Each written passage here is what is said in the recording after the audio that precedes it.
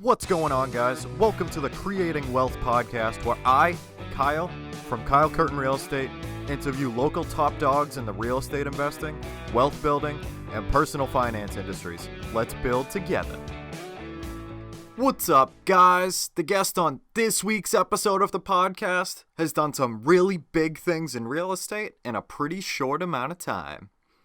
Andrew has taken his first investment of a one-bedroom condo in Boston and turned it into 3 more real estate deals. And still has the condo. This 2-part interview was filled with a phenomenal real estate story with tons of incredible tips. In part 1 of this episode, we chat about some of the noteworthy things that he has done so far, as well as taking control of your financial life, leveraging equity to fund future projects, investing in the path of progress, and so much more. There was a bunch of absolutely golden info in this episode, and I hope you enjoy. Let's jump right into the episode. What's up, guys? Welcome to episode 51 of the Creating Wealth Podcast. Today, we get the great pleasure of talking to Andrew Freed, a Worcester, Massachusetts-based real estate investor and a project manager for a research organization called Broad Institute of MIT and Harvard. What's going on, Andrew? How's things going, man? What is new? Hey, Kyle. Things are going fantastic. I appreciate the opportunity to be on your podcast, and I hope I can help educate and inspire some investors out there. Yeah, the pleasure is all mine, man. I'm very excited to have you on. Thank you. Yeah. So if we could just kind of jump into things, tell me a little bit about yourself, kind of what you do, what got you into real estate, your backstory. Yeah. Your lovely beach behind you. Yeah. No, I mean, this is what I visualized my life to be in 10 years. This is a piece of my vision board, so I thought it reflected in the back. But my story really starts off as, a child. Like, I always loved playing Monopoly. I always loved accumulating property. And, as a child, I always ended up beating all of my parents, right? In Monopoly. And, I had a simple strategy, buy everything. I like it. I feel like life is very similar to that strategy. Yeah. But just going back to my childhood, I always told my parents I wanted to be rich.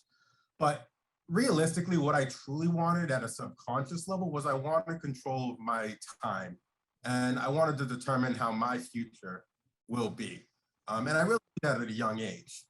But, growing up, you have people's expectations on you, and you want to make your friends and family as happy as possible. Yeah. So I really went the traditional route of just getting a W-2 job, working, going for retirement. I went to UMass Amherst. I got a bachelor's degree in management and English. And from there, I got a really traditional job at Blue Cross Blue Shield of Massachusetts. There, I always heard, you got to get more education. The more education you get, the more money you can receive, right? So I ended up getting my master's in what they call research administration, which is like, it's a form of project management for research projects. Mm-hmm. And, I sent it through the ranks. I worked at a couple different organizations, and it ended up obtaining a role at at the Broad Institute of MIT and Harvard. I used to work at Joslin as a project manager of a portfolio of research projects. I'm really kind of the finance guy, more or less. But, in the process of really going after the American dream, as you call it, I came to realize once I've ascended to a moderately successful role, I realized I was just in the same boat as everybody else, saving for retirement, planning on retiring at 65, living in, the fear of, losing my job. Every single day I had to go to my job. I knew if I didn't go to my job, I wouldn't get a continuous source of income, and I wouldn't be able to live, So I really lived in a state of fear. Like, I always wanted to keep the job. I always wanted to keep them happy, and then I read Rich Dad, Poor Dad. And this entire realization happened where it's like, I realized that, I only have one life to live. You know, when I'm on my deathbed, do I really want to look back at life and regret the decisions that I've made?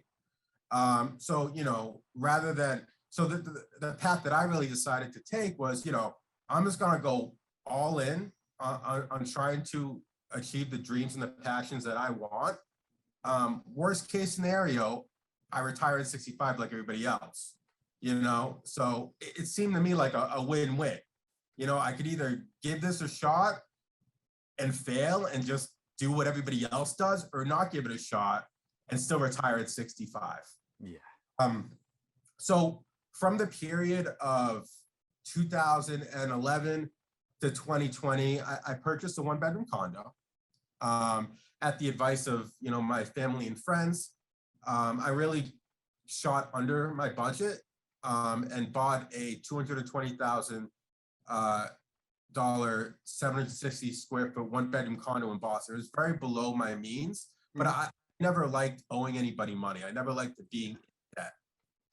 So, you know, I bought that in 2015. I just continued to work, just put money in my 401k, just put money in my brokerage, never really looked at it, right? Then I realized, then I read Rich Dad Poor Dad, you know, and I realized, you know, if I want to really go after what I'm passionate about and really achieve financial freedom and really determine how I decide how my time is spent, I need to really just, you know, go at it. So I looked at my, net worth and I was like, oh crap, 70% of my net worth is in real estate. This has got to be pretty damn good investment vehicle, right? Yeah. So what I ended up deciding to do is I took a home line of credit on my one-bedroom condo, which appreciated greatly, almost doubled in value. And I leveraged those funds to purchase my next 3 real estate deals. And that was during COVID. And now I've amassed about 8 rental units. That's crazy. In less than 2 years? Well, in 1 year. Well, I started educating myself in real estate during COVID. Yeah. And then I closed on my first multifamily December 2020 via house hack. I used an FHA loan, 3.5% down. I used about $40,000 for my line of credit to purchase that. Lived in the top unit, rented out the other 2. And then at that point, really smart investor presented a syndication opportunity to me, which is a syndication is you're essentially buying a stake in a larger deal like an apartment building. Mm-hmm. So I buy 1% of an apartment building for $65,000, used some money from my home line of credit again. And then come around May, I heard through the grapevine that a person, my neighbor was selling his house literally right across the road. Like literally, I look at my window, it's right there. Yeah. So I met him and he told me what he wanted. I walked through all the units. All the systems were in great shape. All the units were under market value. I saw a value add opportunity. So I offered essentially what he asked and he agreed. So I closed on that in July 22nd. And that pushed me up to around 8 units. So I have 1 unit in Boston that I rent my first primary residence. I have 2 units in my current house stack, and I live in the 3rd, and I live for free. And then I have 3 more additional units in the multifamily right across the road that I closed in July. And then I have like 1 or 1.5 units in that syndication, essentially. Nice. That's awesome, man. That's quite the story in such a short amount of time, you know? So with that original condo, I was just trying to figure that out. Did you pay cash for it, or like, did you put down like 20% or something? Like, did that kind of have to be a primary residence? So I lived in the mirage like everybody else, but you need 20% to buy a house, right? I ended up putting 20% down on that home. I did not have 20%. My father was very nice to gift me $20,000. And he also gave me a $15,000 loan. And covered the rest. So I was very fortunate to have friends and family support me. Yeah. But I did put 20% down on that property. That's crazy, man. Like that it appreciated that much too. You know, and then like you were just able to draw off that like a couple times and Yeah. I mean, and I think that really goes to show you that, when you're investing, you really want to invest in the path of progress. Like Yeah. I invested in Dorchester, right near the Southie line. So there was so much development going on. And right around the corner, there's this complex called Dot Block where it was in development. I think they put like 500 units up, like right around the corner at, South Bay in Boston. Are you familiar with South Bay? That huge complex. They put a bunch of really nice restaurants there and a bunch of condos as well. So yeah, I mean, that's just the importance of you got to buy not where you want to live, but where you will want to live in Yeah. 5 years, right? And Exactly. it was clearly that line. I mean, nobody used to want to live in Southie ever. Like 10 years ago, 10, 50 years live in Southie. Look at Southie now. 1 2-bedroom condos are selling for $1 million, right? Yeah. Dorchester's right next door. So like living in the market, being, in the city, you can clearly see the opportunity. So that's kind of why I really decided to invest in that. And, at the end of the day, I don't want to take all the credit. My brother is an architect. He actually contourizes building. He works with a lot of developers. And he told me, like, this is the area to invest in. Like, this is where all developers. So I'm like, why create my own, map when a map's already created for me, right? Yeah. So, I think that's, one of the biggest benefits of real estate is it's such a large industry that there's a proven track record and proven strategies that work. You don't have to start off at square one. You can rinse and repeat. You can copy other strategies and be 100% successful in this industry. Yeah. Which is a lot different than other industries that I've been a part of. Definitely. Yeah. I mean, like for a lot of stuff, exactly, you don't really have to reinvent the wheel. I mean, besides, kind of putting your own spin on things and everything, but taking like those same general concepts that have worked for hundreds and hundreds of years, and like, it's probably still going to work, Yeah. And I mean, the power of real estate, real estate has been the most powerful investment vehicle in history. There has been wars for land, right? So in my opinion, why wouldn't the value of land be more valuable in the future? With human population constantly growing, there's going to be less land per person, right? Yeah. So human population continues to grow. Each parcel is going to be more valuable in the long run. So that's kind of the primary reason why I got into real estate, and I'm a buy and hold investor. I don't plan on selling any of my property, or if I do sell, I will 1031 it into another property and hold the property until I die. Mm-hmm. Keep trading up. Yeah. That's the craziest concept in the world, man. Like, just like watching, some other people just keep trading up properties, and like, exactly, kind of like you did, like you buy that first condo, like not thinking anything for like investment wise, but you find out, you can take the HELOC off of that, trade it up to like 2 more, like 3 and 4 families or something, and then be able to draw off of those as well. And then, like you said, like if you wanted to one day, liquidate the 2 of those and get like, I don't know, an 8 or a 10 family or something, and like it's the principle is just insane, just to keep like constantly just be trading up, and it's unbelievable. It's probably the only real asset class that's like that, like real estate's so unique, man. Like, it's unbelievable. Yeah, I mean, and I don't know if the creators of Monopoly were real estate investors, but the game is very similar to real estate investing. Yeah.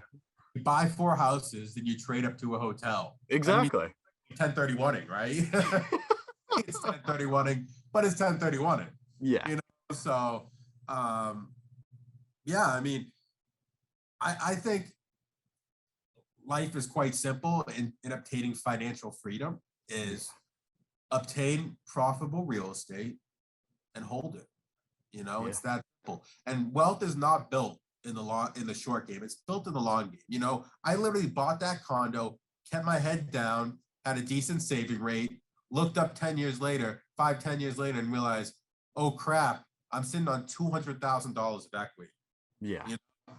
And so, a lot of people see me, I bought 3-4 properties in 1 year, but that's not the case.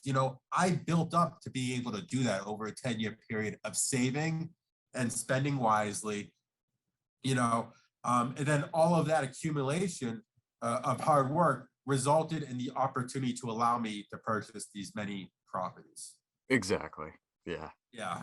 So it's a progression, and just going back to that point, it's all about just daily consistency, all about just every day, try to be a little better version of yourself every day, read every day, learn every day, try to amass as much information you can as possible, because, the power of your mind can determine whether, you live under a bridge or whether you live in Miami, Exactly.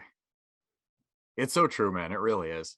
And like just a little point that I want to touch on a minute ago. I've always kind of wanted to play a game of Monopoly with just real estate investors to kind of see like, how that would go over. I feel like that would be very entertaining. Oh, you're absolutely right. I guarantee all the real estate investors would be investing in the best ROI properties. Yeah. A lot of investing in the orange, right? Yeah. Or maybe the blue. You get cheap hotels and a decent return, right? Everybody's like clashing strategies on the same board, man. That's definitely going on my bucket list. I want to do that at some point. Yeah, that'd be real cool. It'd be really, really cool. Definitely. So Andrew, what's kind of your drive and your vision, for the long term? So what my vision is essentially I want to obtain 10 multifamilies in 10 years through house hacking. So my plan to do that is buy a house via FHA loan, 3.5% down, refinance out after a year, and reutilize that FHA loan again. So that's kind of my long-term goal. And at the end of 10 years, I'll have 30 units, probably have $4 or $5 million in real estate property. And at that point, I should be achieving financial freedom. I mean, I don't live a lavish dollars a month, so that's easily obtainable with 30 units or 10 properties. So that's kind of my ultimate vision, and really kind of my why on why I do this is, I really want the time and the opportunity to build authentic relationships with my friends and family, travel the world, and my ultimate goal is to teach the world the power of financial literacy. I mean, each of us has the ability to obtain financial freedom. The only thing holding us back are our self-limiting beliefs. So, I just want to show people it is possible, and I truly get pleasure in teaching others. And I feel like that's really a valuable thing to teach the world. 100%. Yeah. I actually just finished a book called Limitless by Jim Quick. It's highly recommended. It's a big like mindset book, and it talked a lot about those like self-limiting beliefs, and like it really is crazy like how true that is, like just using your brain and like the like staying motivated and like getting rid of those like I can't statements and saying like, oh, instead of like, oh, I can't do this, it's like, oh, well, I haven't found out a way to figure that out yet, and like just kind of, and it's so crazy. Like the human brain is just, it's unbelievable, and like you said, like it's, a lot of it is mindset, like some people might not have it and aren't really doing so hot, and other people are sitting on a beach on a Zoom call, and like, you're right, especially with the amount of information that's constantly out there to just be digested like for free, whether it's like the Biggerpockets podcast or like all kinds of books, just networking and talking with all kinds of people. Like all the information is there. It's just like going out to, those events and stuff and saying like, oh, like I can learn this. I can, other people are doing this. Why can't I? And then like just kind of taking action on it. And I feel like it really is just like a big mindset game, and like get people that are like-minded together. And like, you have a bunch of minds working together, doing some really crazy stuff. And it's just, I feel like it's just a big game, a big mindset game. Yeah. I mean, to your point, I mean, life is all about mindset. And, the big aha moment for me, after I read Rich Dad Poor Dad and I started self-educating was, we have a limited amount of thoughts in life, right? It's essentially our life's currency. So, when you see yourself ruminating about negative things, ruminating about work after work hours, not thinking about productive topics that could advance your goals, you're literally giving away your life force to negative activity, right? Like, and the big life changer for me was, prior to reading Rich Dad Poor Dad, I realized I ruminated on a lot of negative things. I ruminated on why I can't. I ruminated on fear, and once I came to that realization that's what I was doing, I actively chose not to do that. And look and behold, my life just suddenly started. I started achieving the dreams that I wanted. I started obtaining all of the real estate I wanted. I started getting multiple promotions at my job. I didn't do anything different. I've been doing the same exact work. It was just a mindset shift. And funny, the universe can sense that, and they give you in return what you want. It's that simple. Like this earth is yours for the taking. The question is, can you imagine the reality that you want to live in? Can you act on it? And if the answer is yes, you will achieve what you want. And if the answer is no, you will go through the rat race and hopefully retire at 65 healthy, and maybe have 10, 20 years, hopefully 30 years of a life to live. But exactly. That point, you've already lived your best life, So I would rather try to live my best life now than when I am retired, 30 years from now. Of course, yeah. And like to your point as well, not to kind of take like a dark note, I guess, but who's to say, like you go through your entire life, you get to 65, you're like, yeah, fantastic, I can retire and everything, from like this miserable job that you've been working, literally like just to put food on the table and everything, like just the traditional type of lifestyle. The day you hit 65, what if there was like, you had this big health crisis? Like what if you had a heart attack, or like, you got cancer or something, like for what? You know what I mean? Like you just lived, a solid percentage of your life all the way to the point that, you're supposed to start living it, by kind of the standards. And now you literally can't do that anymore. So like, when are you supposed to enjoy it if you don't find out a way to live it much earlier? Because you don't know, you never know. You don't know, and you don't want to live in it's a tough. life like that.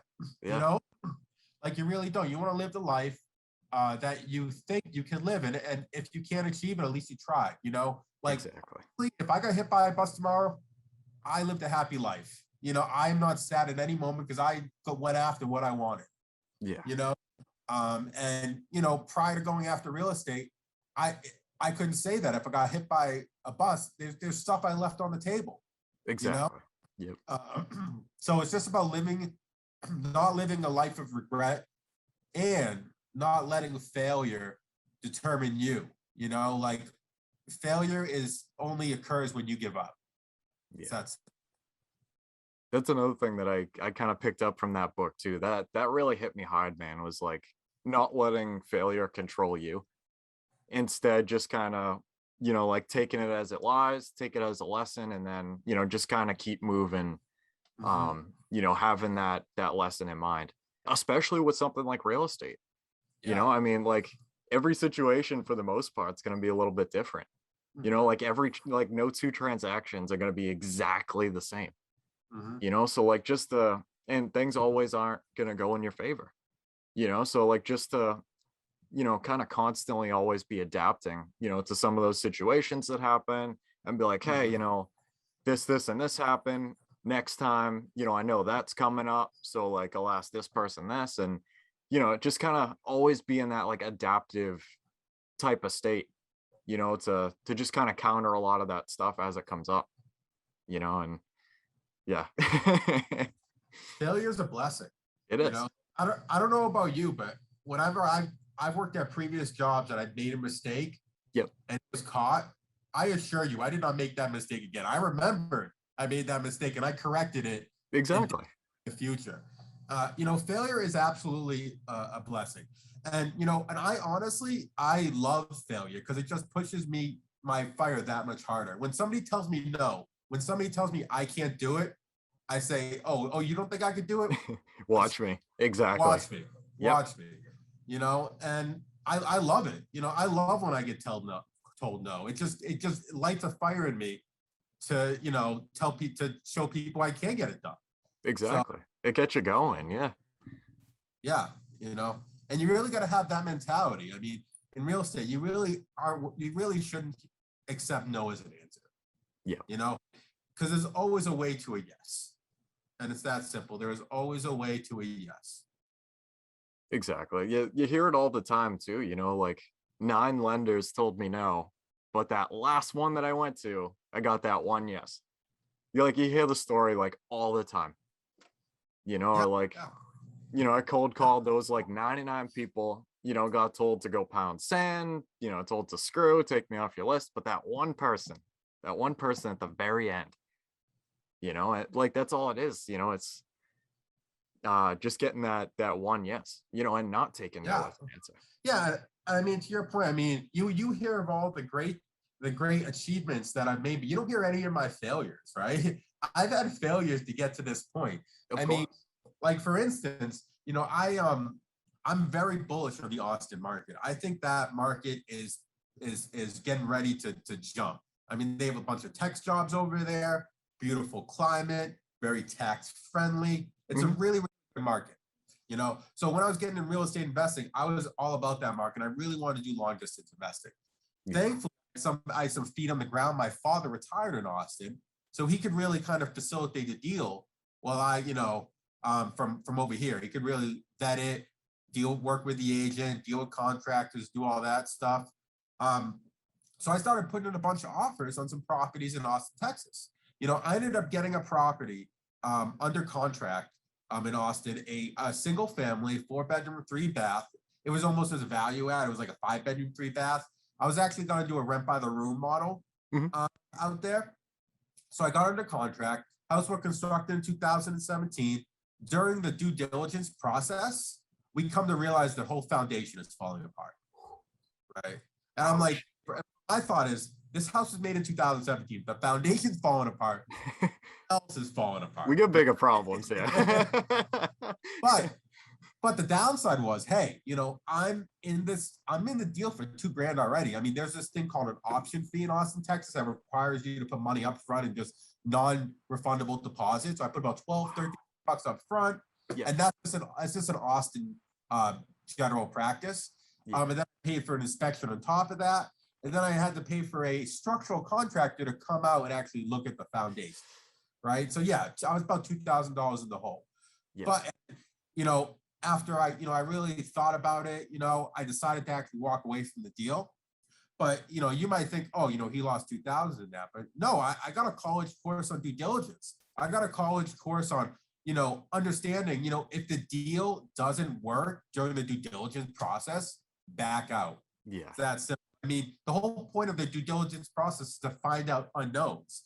I mean, there are about $50,000 worth of work of unknown work that I was not aware of.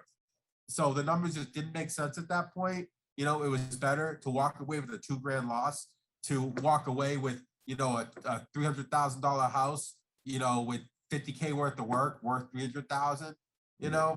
Exactly. Yeah, I mean, so, that just goes to show you, many people after that instance, they'd be like, no, real estate investing is not for me. It's so risky. I don't want to put any money back in. I'll lose more money.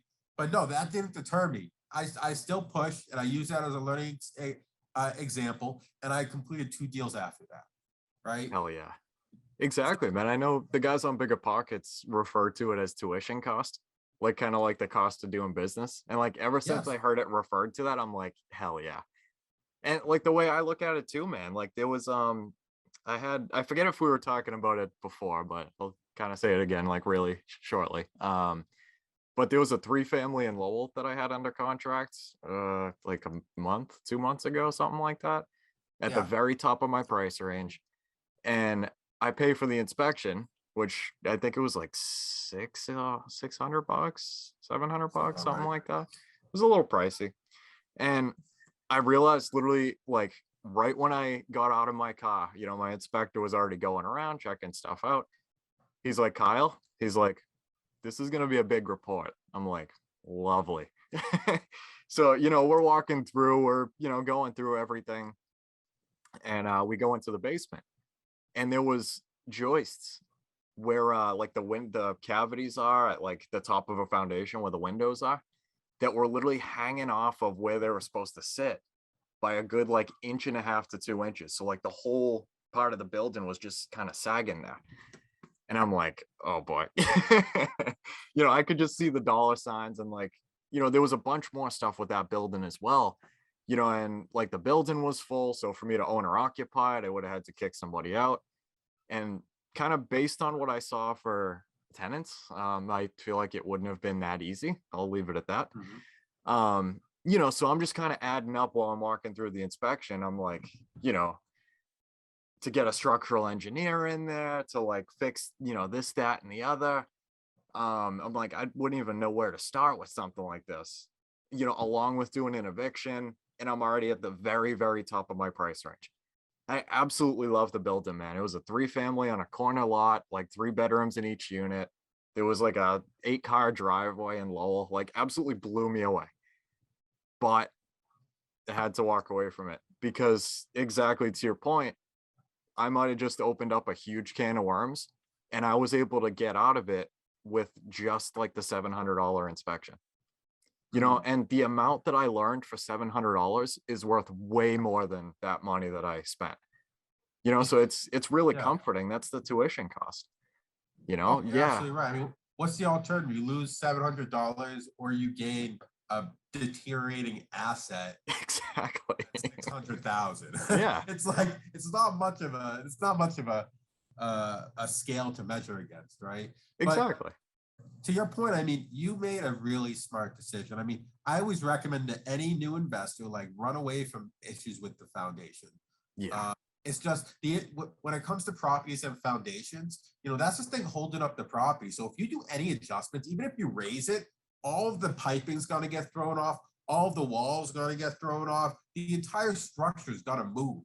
So yeah, because you fix the foundation, that's going to result in more fixes on drywall, on piping, so it's a lot, and it's yeah. not something that a new investor should really dive into. Maybe if you have 10, 15 deals under your belt, that's something that you can explore. Yeah. But, I just don't want new investors to get a money pit deal. Their first deal just gets scared away from real estate forever, Exactly. and I like with those foundation issues, like if you had to deal with the foundation issue and the eviction, and what if one of your furnace goes, right? You would have Exactly.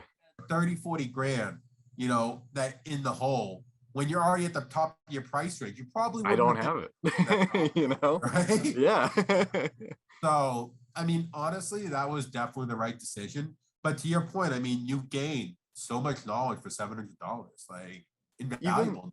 Even something really small, man. Like I walked around with my inspector on, a couple inspections before this, just from like going with him and stuff. But one thing that just clicked for me when I was walking through that house in Lowell was he had like one of those like the small like non-contact voltage testers. So like you can just put it on like the outside of a wire, and like it'll tell you if it's live or not. And like something clicked in my mind. I'm like, I really want to get one of those, because there was a little bit of knob and tube in there. And like sometimes with the knob and tube, I'm sure you can kind of attest to some degree, like you can like try and track it as much as you want, but sometimes, like it's going up through like the ceiling in the basement, or it's going through walls, or like it's a little hard to tell if it's live or not, to see if it's tapped like right off of a panel. So like I just kind of put the pieces together, like, whoa, this guy's got one of these. I'm like, for myself, as well as, like other people and clients and stuff, carry around one of these with a flashlight, like that I would normally carry around. If there's knob and tube that we're not too sure if it's live or it's just still, hanging around, because that's just kind of how they left it, put that tester up to it, and right away, now that's something that a bridge you might have to cross down the road. If it's still live, if it's not, you're good. I felt like kind of that in itself was worth like the money that I paid for the inspection. I'm going to be doing that the rest of my career. You know what I mean? Like carrying one of these things around. It sounds dumb, but like to me, it just, I don't know. It's one of those things, like I was making a list of like, a lot of things that I was learning when I was walking through, and for $700, I got out like a bandit, thinking about it in a bigger picture way, like it's the tuition cost, Yeah, you walked through that whole property, and he literally gave you an education 101 on what to look for on a property. Exactly. You literally walked through, exactly what red flag areas he looked for, and how to identify that for your clients and yourself moving forward. I would, when it comes to home inspections, I would attend the next 20 home inspections if I got offered an opportunity by a home inspector. I would shadow him for the next 20, because literally the knowledge you would gain from reviewing these properties would be invaluable in your unbelievable investing career. It's really crazy, man. Even like the things that aren't bad, like just, I know, just from kind of walking through inspections, like with him, and just, going to showings and stuff. Like you go into the basement, like I'm looking at like the main beams that are going across, and like, if there's two of them like this, like where that beam is, if it's in the right spot. And like, it's all things that you pick up just from like the inspections itself, man. You're right. You learn so much during those. It's crazy. Like those guys are like so experienced, and like, you're going to see something different every time, and then just start to pick off like some of those things, like I forgot to mention, when I first got to that house, I didn't even like bother to see it, I guess you could say, when I went through for the showing. But the outside walls of that building were literally like this. And you could only see it from looking at the house like a certain way, like looking at like, where the corners meet, to see that like the walls were like, bent from the roof all the way down to the basement. And like next time, I'm gonna be like, oh, that house looks a little crooked. And like it sounds like common sense, but now I was in that situation. Yeah, I had to walk away and lost like, I don't know, $800 or whatever. But with all the knowledge, hell yeah, I'd do that again. Because you're gonna have the knowledge forever. Yeah, I mean, when you do these home inspections, every single time you pick up something new. Like, you pick up, whether there's cracks in the beam, or whether, some of these supporting beams, whether it's moist in the top, maybe there's in from the side, or, if there's a lot of, if the foundation is moist, maybe you see like a negative slope, right? Or maybe, gutters in the property, right? That might scare people away. They might say, oh, water's getting in the basement, the foundation's crap, but it just might simply be the house just needs gutters. The house just needs a positive slope, which like realistically, that's pretty low cost compared to other real estate fixes. So going through these inspections really might give you a leg up. You might actually see situations that might scare a majority of buyers away, but it doesn't scare you away because you know exactly how to fix it, and you know that it's a very minimal cost, right? Exactly. And like even asking why, exactly like you said, like if you got water in your basement, all right, it might not be a foundation issue, but it could be, because it's the ground is sloping towards the property. Why? How could you fix that? Like, why is that water there? bad gutters, like and it might not be that crazy, but to a lot of other people out there, that aren't kind of going through the motions of, I don't know, like doing stuff, or like, maybe they're super new to everything. Like they're not going to see that through the same lens, and like it might be a super simple fix that gets you a deal because you're totally cool with that. And like 3 other people are scared off because they're like, hell no, like that's, a much bigger thing than I think it is, and Yeah, just going through the motions. I love buying real estate because that really dulls your fear. You buy one property, it's very scary. You buy your second property, it's not as scary. You buy your third property, it's not scary whatsoever. Like I was very surprised on my third property after like signing the closing paper and leaving. I felt absolutely nothing. I'm like, oh, just another day. Was the rush? Like I closed on a $500,000 asset. Just another day, no big deal. No yeah. But I'm telling you, like the more you do it, the easier it gets, right? But the first time you do it is always going to be scary. You're always going to think, if this deal falls through the cracks, I'm never going to get another deal. And that's simply never going to be the case. The deals will flow as hard as you work to get the deals. That's simple. Exactly. All right, guys, that concludes our Creating Wealth podcast episode for today. I want to thank every single person that has listened this far. It really means a lot to know that people can learn from me and with me as we build wealth together. Hopefully you can take home at least one thing from this podcast that will improve your life just a little bit. If you could, please check me out on social. That's at Kyle Curtin Real Estate on Instagram, Facebook, and I'm on Biggerpockets. Until next time, let's build together.